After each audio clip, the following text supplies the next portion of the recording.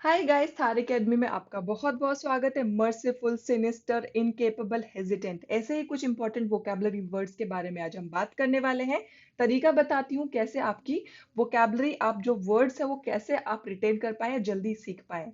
सबसे पहले आपको काम करना है कि जो मैं आपको वर्ड्स दूंगी, एग्जाम्पल दूंगी, ठीक है, आपको ध्यान से सुनना है और ऑब्जर्व करके बताना है कि उस वर्ड का मतलब क्या हो सकता है। आपको गेस करना है। यस, भले ही आपको नहीं मालूम हो वर्ड का मतलब, पर आपको ट्राई करना है, कोशिश करना है जोर डाल के दिमाग पे कि क्या हो सकता है पॉसिबिलिटीज। जो वर्ड्स मैं आपको दूंगी, आज से आपको एक वोकैबुलरी नोटबुक को मेंटेन करना है। आप वो सारे वर्ड्स उसमें रोज लिखते जाएंगे उसके मीनिंग्स के साथ में। एंड नेक्स्ट मॉर्निंग जब भी आप पढ़ेंगे, उसके नेक्स्ट जो भी जब भी आप वीडियो देख रहे हैं उसके नेक्स्ट मॉर्निंग से आपको स्टार्ट करना है रिवीजन। दिमाग में आप सुबह खाली उठिए, आप जो आज पढ़ा है आप मॉर्निंग में अपने दिमाग में खाली कोशिश करिए उन वर्ड्स को रिवाइज करने की। एंड अगर बीच में आपको कोई वर्ड का मतलब नहीं आता है, कोई वर्ड याद नहीं रहता, तो refer your notebook and again close your eyes, try to remember. That is one of the fastest way कि आपकी जो वोकैबुलरी है वो बिना किसी प्रॉब्लम के फटाफट इंप्रूव होती जाएगी। I can guarantee you that. Sinister, which is an adjective. अब मैं आपको एक एग्जांपल देती हूँ सेंटेंस का। The ruined house had a sinister appearance. आपको कोशिश करनी है कि इस सेंटेंस के हिसाब से सिनिस्टर का क्या मतलब हो सकता है। एक टूटा फूटा घर था, उसकी सिनिस्टर अपीयरेंस थी। जो टूटा फूटा घर है वो दिखने में सिनिस्टर था। तो आपको क्या लगता है इसका क्या मतलब हो सकता है? इसका मतलब है भयावर। कोई भी आप जो खंडर जैसे घर होते हैं वो भयावर दिखते हैं। बोलते हैं ना कि वो डर लगता है, खंडरों में जाते हैं तो डर लगता है। तो सिनिस्टर का मतलब है भयावर, जो आपको इंप्रेशन देता है कि कुछ हार्मफुल या इवन हो सकता है वहां पे, तो वहां पे मत जाओ, डर लगता है, भयावर जगह है वो। तो सिनिस्टर का क्या मतलब है? भयावर। And it is an adjective. Next is incapable. Again it is an adjective. देखो, अब क्या है, आपको कोशिश करनी है इनकेपेबल का क्या मतलब होगा। He seemed incapable of understanding how she felt. उस वो क्या था, इनकेपेबल था कि वो जो पर्सन थी, जो लेडी थी, उसकी फीलिंग्स को समझने के लिए। तो क्या वो समझ पा रहा था? वो समझ पाना मतलब पॉजिटिव है। बट अगर क्या बोल रहे हैं, he seemed incapable of understanding how she felt, तो आपको क्या लगता है इसका क्या मतलब होगा?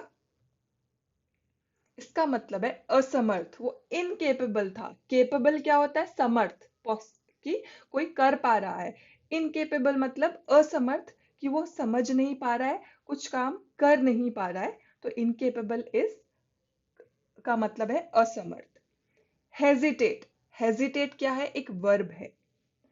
If you hesitate too long, you will miss the opportunity. अगर तुम हेजिटेट करोगे काफी देर तक, तो तुम अपॉर्चुनिटी मिस कर दोगे। जब आप ये वर्ड सेकंड सेंटेंस देखते हो, अपॉर्चुनिटी मिस कर दोगे, इसका मतलब है हेजिटेट का पॉजिटिव मीनिंग तो नहीं होगा, राइट? पॉजिटिव नहीं होगा तो क्या पॉसिबल है यहाँ पे? इफ यू हेजिटेट, अगर तुम क्या करोगे, अगर तुम हिचकिचाओगे, तो तुम्हारी जो अपॉर्चुनिटी है वो तुम लूज कर दोगे। तो अगर तुम पॉज रहोगे, तुम कुछ स्टेप नहीं लोगे, तो तुम्हारा जो आगे का काम है वो रुक जाएगा। तो हिचकिचाना क्या होता है? हेजिटेट का मतलब होता है हिचकिचाना। ठीक है, कुछ काम करने से पहले आप 2 मिनट रुक के कुछ स्टेप रुकते हो ना, कि अपने आप को रोकते हो, पॉज लेते हो कुछ करने या बोलने से पहले, तो that is hesitate. Merciful, it is again an adjective. Merciful, the merciful king saved the young officer from death. क्या लगता है आपको merciful का क्या मतलब होगा? The merciful king जो था, जो merciful king था, उसने सेव किया एक ऑफिसर को मरने से।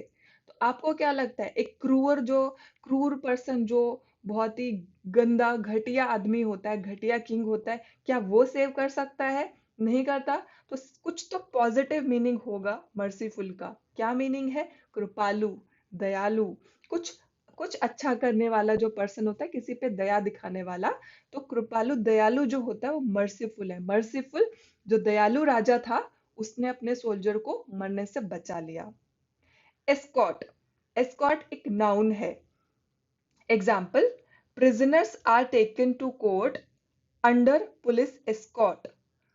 अभी आप सोचो कि जो मुजरिम होते हैं, जो क्रिमिनल होते हैं, उनको पुलिस एस्कॉर्ट करके लेके जाती है। तो क्या लगता है एस्कॉर्ट करना क्या होगा? उनको पकड़ के लेके जाना, साथ में लेके जाना, घेर के लेके जाना। एस्कॉर्ट मतलब अनुरक्षण, कि वो अकंपनी करके चलते हैं, उनको एक संभाल के चलते हैं ताकि वो भाग ना जाए, उनको पकड़ के, और उनके आजू बाजू रहते हैं, आसपास ही रहते हैं कि वो जो क्रिमिनल है वो भाग ना जाए। तो जो पुलिस है वो जो क्रिमिनल है उसको एस्कॉर्ट करके, उसका अनुरक्षण करके, उसको अकंपनी करके साथ में लेके जाती है ताकि वो भाग ना जाए, उनके प्रोटेक्शन करके। अगर आप किसी पर्सन को एस्कॉर्ट कर रहे हैं तो हो सकता है आपकी कोई सिस्टर, मदर या फिर ब्रदर हो, कोई छोटा बच्चा हो, आप उसको एस्कॉर्ट करें, that gives you a positive meaning. ठीक है, तो एस्कॉर्ट मतलब अनुरक्षण। नेक्स्ट वर्ड इज पोजेशन, जो कि एक नाउन है। The possession of a passport is essential for foreign travel. आपको क्या लगता है पोजेशन का क्या मतलब होगा? आपके पोजेशन होना चाहिए आपके पास पासपोर्ट का, तभी आप फॉरेन ट्रैवल कर सकते हैं। तो what do you think possession का मतलब क्या है? पोजेशन मतलब अधिकार, आपके पास होना चाहिए। यू शुड बी ओनिंग, ठीक है, आपका आपके अंडर में होना चाहिए। You should have it, you should own it. ठीक है, कंट्रोल होना चाहिए आपके पास आपके पासपोर्ट का। तो you should possess, you should have a possession। ठीक है। Next is anteroom. This is anteroom, जो कि एक नाउन है। Example, he had been patiently waiting in the anteroom for an hour. आप typically कहीं जाते हैं तो आप वेट कहाँ पे करते हैं? कोई ऑफिस में जाते हैं या फिर कहीं पे किसी को मिलने जाते हैं, किसी ऑफिशियल को, तो आप कहाँ पे वेट करते हैं? यही बोल रहे हैं ना कि वो बहुत ही पेशेंट तरीके से, बहुत ही आराम से, तसल्ली से वेट करता रहा एंटर रूम में 1 घंटे तक। तो एंटर रूम क्या होगा? एंटर रूम मतलब गलियारा, बरामदा, जो कि रिसेप्शन वाला एरिया होता है एंट्रेंस के पास में, उसको बोलते हैं enter room.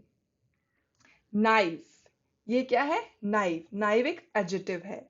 I can't believe you were so naive as to trust him. मुझे बिल्कुल बिलीव नहीं होता कि तुम इतने नाइव थे कि तुमने उस पर ट्रस्ट कर लिया। तो आपको क्या लगता है नाइव का क्या मतलब होगा? अगर आप किसी को बोलते हो कि हाँ मैं बिलीव ही नहीं कर सकता, कि तुम उसके ऊपर कैसे ट्रस्ट कर सकते हो, तो अगर वो आपको नाइव बोल रहे हैं किसी के पे ट्रस्ट करने के लिए, तो आप क्या हो सकते हैं? आप भोले हो सकते हैं। ठीक है, आप भोले हो कि आपने उसके ऊपर कैसे ट्रस्ट कर लिया, क्योंकि वो पर्सन जो है वो ट्रस्ट के काबिल ही नहीं है। तो आपके पास क्या है? आप भोले हो, और आपके पास लैक ऑफ एक्सपीरियंस है, तजुर्बा नहीं है, आप जजमेंट नहीं ले पाते हो। तो नाइव का मतलब है भोला होना, किसी के भोलेपन को बोलते हैं नाइव। अम्यूजमेंट, अम्यूजमेंट एक नाउन है। Example, her eyes danced with mischievous amusement. किसी की आंखें नाच रही हैं एक बहुत ही प्लेफुल मूड में। किसी की आंखें नाच रही, आपको दिख रहा है कि आप कभी किसी को बोलते हो ना, आज तुम्हारी आंखें बता रही है कि तुम क्या हो, आज तुम हो बहुत ही अच्छे मूड में, बहुत ही अम्यूज्ड हो, बहुत ही खुश हो, फन और एंटरटेनमेंट से तुम्हारी आंखें नाच रही हैं। तो अम्यूजमेंट का मतलब क्या हुआ? मनोरंजन। अम्यूज हो गया कोई, बहुत ही उस चीज से उसको मजा आ गया। ठीक है, तो अम्यूजमेंट होता है मनोरंजन या फिर फन या फिर एंटरटेनमेंट। सीजन्ड, सीजन्ड एक एडजेक्टिव होता है। ही began acting with the confidence of a seasoned performer। वो उसने स्टार्ट किया एक्टिंग बहुत ही कॉन्फिडेंस के साथ, एक सीजन्ड परफॉर्मर के जैसे।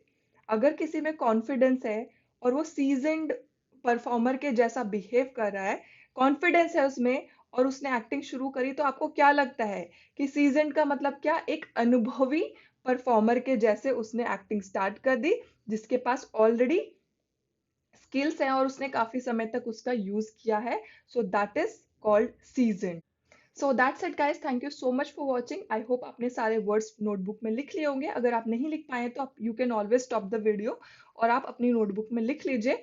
कल मॉर्निंग आपको उठना है और आपको इन वर्ड्स को रिवाइज करना है, ताकि आपके दिमाग में ये अच्छे से बैठ जाए। एक और वीडियो सेशन के साथ मैं I will be back very soon. Till then take care of yourself and bye bye.